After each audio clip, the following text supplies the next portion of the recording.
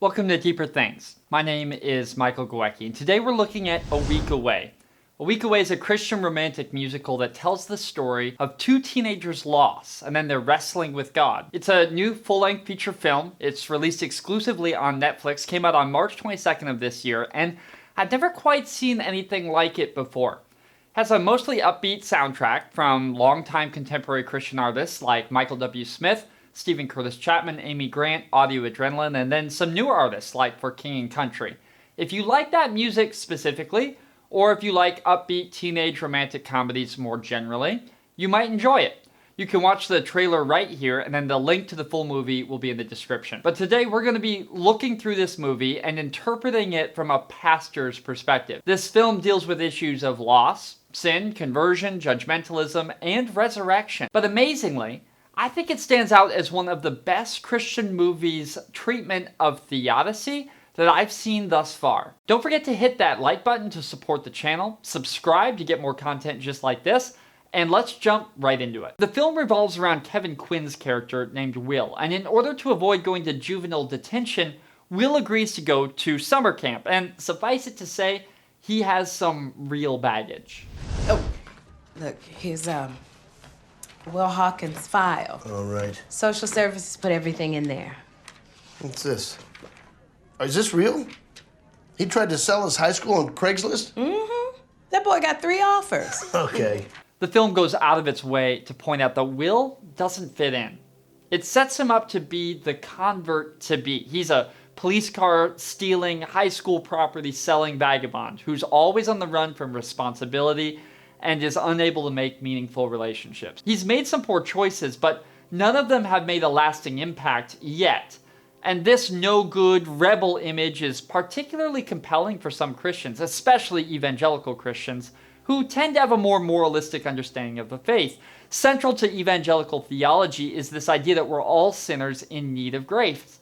Emphasis on all. But the tricky thing is that when you grow up in a Christian household, which I did by the way, you're largely aware of the things you should and shouldn't do. And conversion happens over a long period of time. It happens in slow steps and stages. But people like Will, who come from more dramatic life circumstances, are often in that community celebrated as illustrations of the power of the gospel. After all, the biggest struggle that young Christians from Christian homes tend to have is whether or not they swear when they stub their toe. But Will represents the turbulent, rule-breaking, life-destroying habits that can be reversed when one becomes a Christian.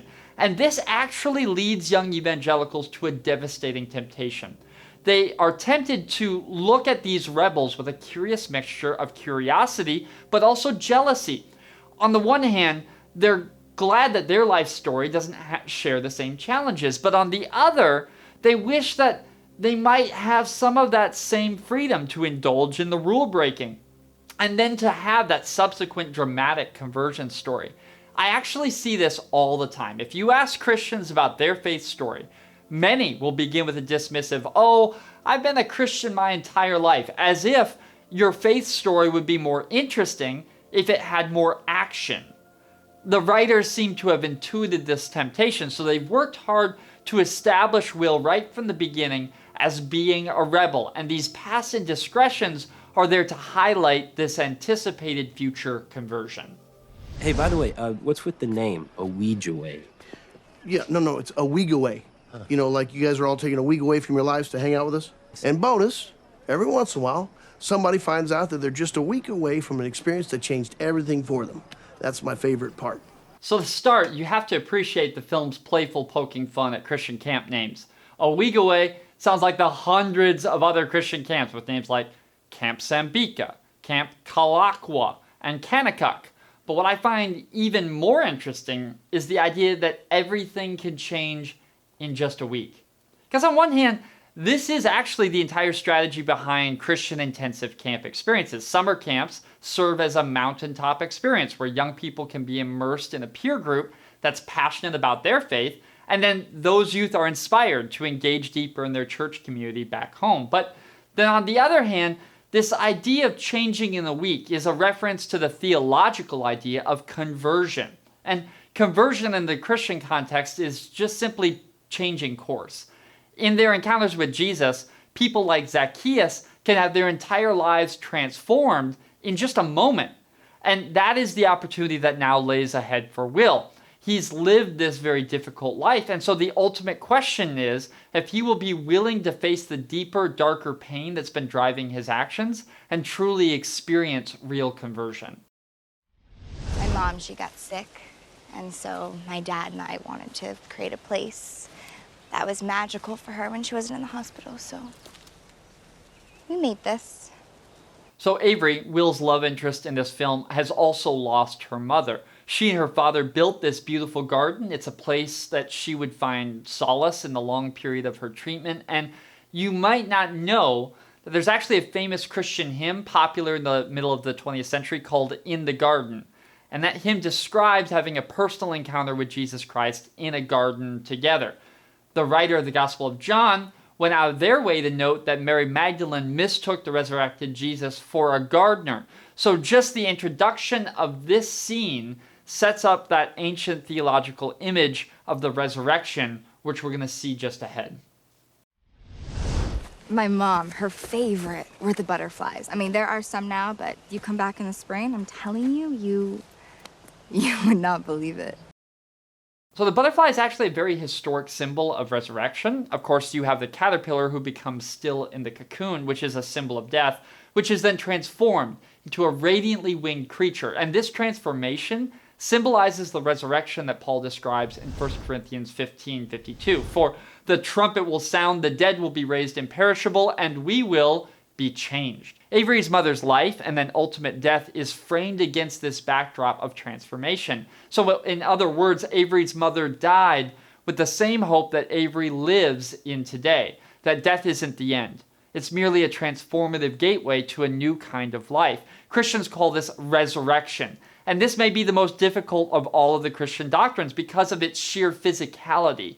Christians stand at the graveside. They commit their loved ones to the ground, and yet they proclaim their hope that just as Jesus was resurrected, so will all of those who follow him. This is likely one of the most difficult teachings of Christianity. It certainly requires deep faith. I miss her every day, but I know that it's just temporary. So you'll see her again? 100%. 100%, wow. I mean, I guess I don't know that, but yeah, no, I just choose to believe. I mean, that's faith, right?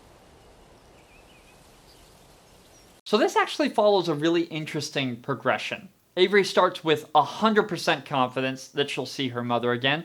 Then she admits that she doesn't know that, and then she concludes that she just chooses to believe. Though this is quite simplified, I actually think it's a pretty helpful illustration of the journey of faith, because when we're children, complete and certain confidence in the faith seems possible, but as we grow and then we experience real loss in life, there will be several moments where all of us are forced to confront that reality, that there's no such thing as unquestionable faith. There's no silver bullet argument that proves God or removes all doubt. At the end of the day, faith is a choice, and Avery, surrounded by all of these symbols of resurrection, has clearly made that choice for herself. Will Hawkins. Vandalism, disorderly conduct, curfew violations. Auto theft? You lied. It's just a big fraud. Okay, so here we pivot a little bit. This is Sean, the bad guy, posing as a good guy. He's recounting all of Will's past transgressions that he has dug up. Obviously, none of this is new to us, the audience, but the difference is that now Sean is accusing Will of being a lying fraud. And what's so interesting about this accusation is that Sean himself is being a fraud. He pretends to be living a holier-than-thou life, only to be blackmailing Will with the truth of his past indiscretions. This is an excellent, though challenging illustration of Christian hypocrisy, because on one hand, it's incredibly easy to point the finger at others, accuse them of their sins.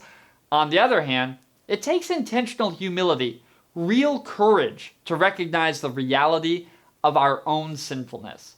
Dietrich Bonhoeffer writes that Christians dare not be sinners, so we remain alone with our sin, living in lies and hypocrisy. The fact is, we are sinners. At this point, Sean doesn't seem to have realized that he too is a sinner, and as long as he wields his club against others, he'll be hurting more people than he helps.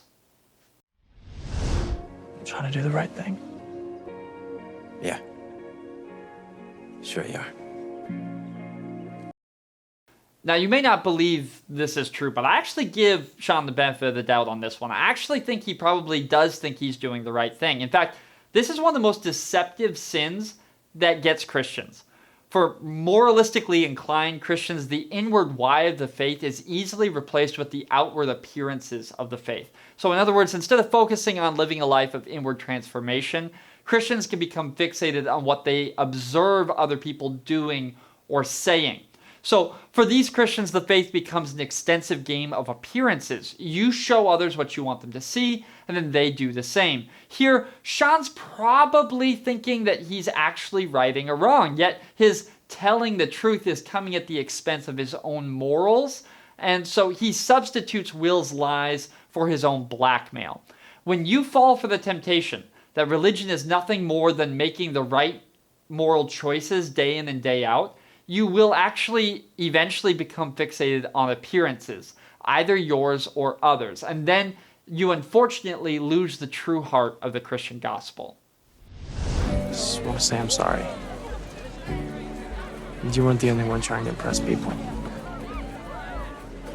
Dude, don't even worry about it. We're cool. All right, let's be honest. That is about as short of an apology as you could muster, but apparently it's enough for Will. Hey, I never promised that this movie was going to win an Academy Award for character development, but that said, Sean's diagnosis is actually right on. Impressing others is a direct symptom of original sin. It flows out of our inner human pride. So the movie's portrayal of Sean and Will as equal victims of false appearances is actually quite deep. If you return through the themes of the movie, you'll see both of them are in equal need of grace, so therefore restoration to the Christian community. It simply doesn't matter whether you consider yourself a perfect Christian or non-religious, you stand in need of grace. Yeah, that was more controversial than you think. Let's say it again. Whether you consider yourself a perfect Christian or non-religious, you stand in need of grace. Any judgment leveled against someone else is nothing less than perpetuating our own false appearances, and this is well illustrated by this scene. It's not fair that my parents were ripped from me, that I didn't get to tell them just once more. So this is actually a really accurate depiction of those who've experienced traumatic experiences, especially the loss of a loved one. So one of the long-standing temptations of the victim of unexpected loss is to rehearse the trauma, searching for what they could have done or said differently. And the human mind's a meaning-making machine. It will spin endlessly, trying to make meaning out of some of life's most painful circumstances. Theologically, this actually sometimes leads to a version of self-condemnation because those in grief can easily make themselves at fault, especially in circumstances when there isn't any clear wrongdoer. Ultimately, the self-guilt taking can never accomplish its intended goal because despite our deepest desires, we can't change the past by condemning ourselves today. You are so loved. By who? God? Yes. Then where was he? Where was he? This is the problem with the popular notion that God is up there. It leads us to imagine that God's sitting in a golden couch in the heavenly places. He's disinterestedly watching our lives play out like a television drama. Theologically, this simply isn't true. The Holy Spirit lives within all of us, so God's not only with us, he's literally the life giver within us. God isn't far away. He isn't even nearby. In our trauma, he's experiencing it with us. The cross is not just a single moment in history. It is God's public declaration that there isn't a moment of suffering or pain that he will pass by or leave us alone. Will's loss is God's loss. Mysteriously, Will's pain is also God's pain. It doesn't take away Will's pain, doesn't even make bearing it easier, but it does remind us that God is determined to be with us at every step of the way. He didn't take me that night. No, he left me there. He wasn't there for me that night. He hasn't been there for me since. I mean, what kind of a God is that? That is, in my opinion, the most poignant question in the entire film. What kind of God is that?